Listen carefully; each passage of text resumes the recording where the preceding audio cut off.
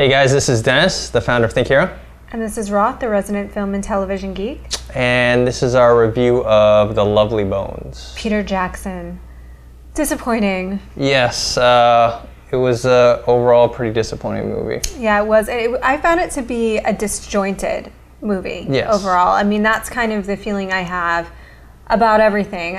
Sort of the visual motifs felt very disjointed. The directing, the performances felt pretty disjointed. They were overall good, and there were some great moments for everything in the movie. I think there were some highs. But overall, it just never really came together for me. Yeah, one of my biggest problems was the transitions between the different scenes. The stories about a murder of a 14-year-old girl, and so with how heavy and how serious that is, there were strange changes where it'd be in one moment really funny and then go into something very serious and stuff. Like the opening scene, even with her brother choking, they played this kind of lighthearted music as she's driving to the hospital. Right. I think that the reason for that was, from what I've read, I actually haven't read the novel, but what I understand is that the novel's like that, and it sort of traverses these different tones and everything, but that cinematically it didn't carry through. Yeah, probably with the book you can go things in more detail, and plus your transitions aren't going to be so sharp. Yeah, and awkward. And I think overall my complaint would be that too much was packed in.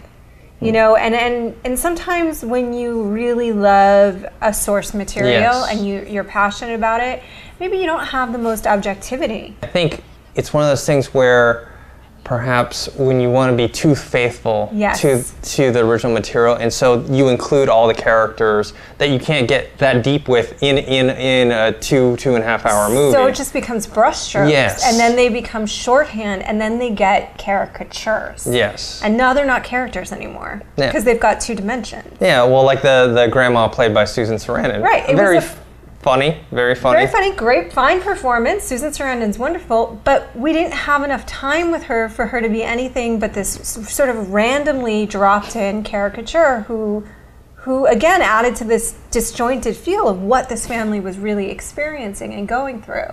Another line that came up about Rachel Weisz's character who played the mom, who again, it was a fine performance, but it was Susan Sarandon says, she's not handling this well. And I was like, she's not? I haven't seen that. Yeah.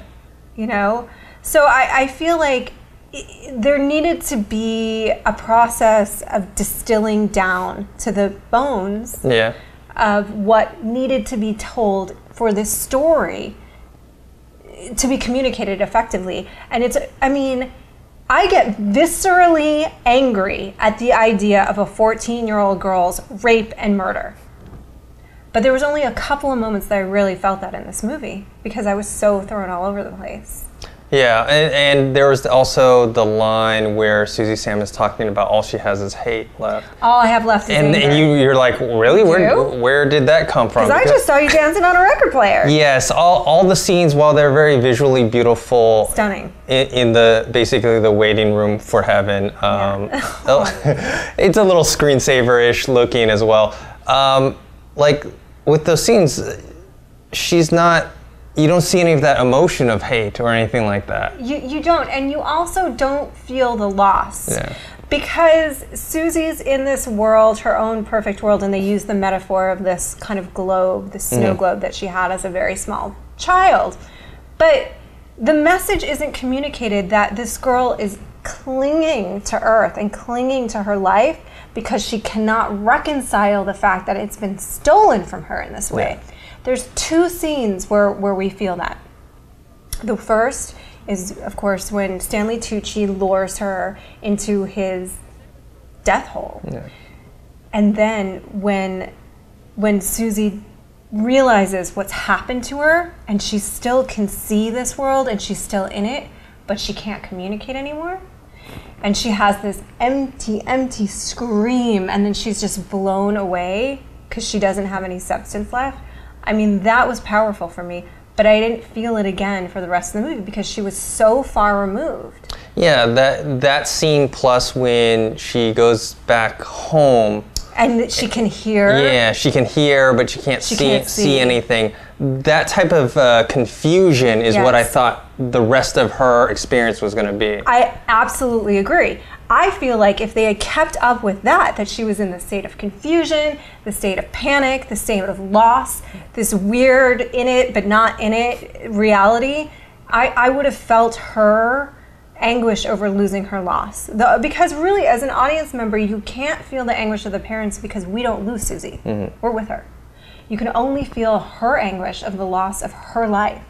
But we don't because she's already gone. Yeah. She's already in this other crazy different world. And so I could see the desire on the part of a filmmaker to go nuts, and like, I gotta make heaven? Awesome. But it's so rare that it works out. Yeah. Yeah, and then the opposite side of those good scenes that were memorable scenes in the movie. My worst scene was when Lindsay, her sister, finds the book. Well, that scene is actually pretty good. I thought that was great. But when she comes back, and the mom has returned from her sabbatical from their family, and she just stops and doesn't say anything. It's not believable to me. Yeah, I really feel like this movie would have been better served by a distillation process on all fronts. Maybe like just pull out these characters that we don't need. We don't need the grandma. Yeah. You made a good point that the younger sister and the younger brother could have been combined into one character.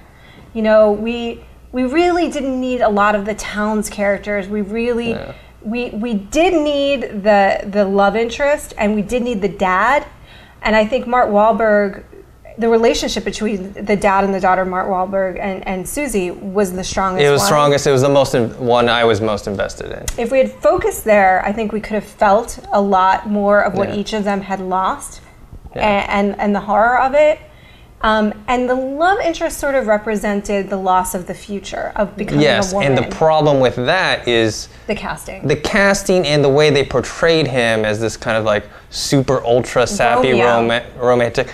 And he looked 10, 15 years older than Susie did. Yeah, and that really kind of, in order for us to be invested in that, we'd have to like believe it, And it wasn't believable to me. Her friend in the afterworld, Holly Golightly, was also the worst casting choice for me. It was like really a caricature. Yeah, I mean, she had a very thick Asian accent. She became like the spiritual guide that always like minorities are in these type of movies. Yeah. And you think she did not want to kiss him? Yeah, it was like I'm romantic guy, I'm innocent girl, I'm Asian girl. It was like.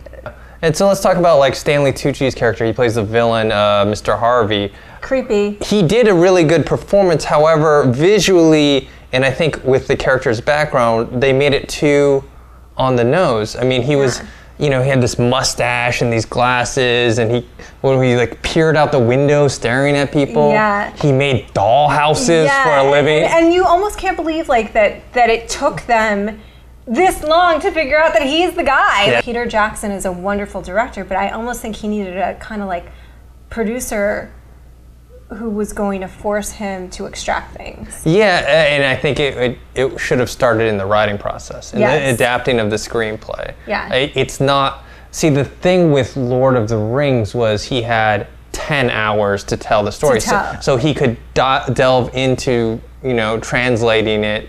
Anyway, I was looking forward to another experience like Heavenly Creatures. I still think he is one of the most brilliant directors of our time. I just think this movie could have been a total masterpiece, but unfortunately it ended up being somewhat disjointed. I think if you're interested, go see it, but just understand that that's what it's going to be. It's going to be a somewhat disjointed experience for you.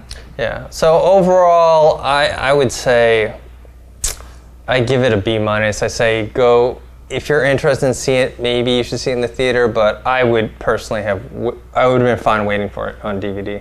Yeah. I think there's some moments in there that you won't get the full effect at home. I give it a B- as well. Unfortunately, I was really looking forward to this movie. All right, guys, so you can post your comments on our website below. Or on YouTube. Make sure to subscribe to the Think Hero YouTube account. Or you can follow us on Twitter. Mine is @ThinkHero. @JRossi. Later.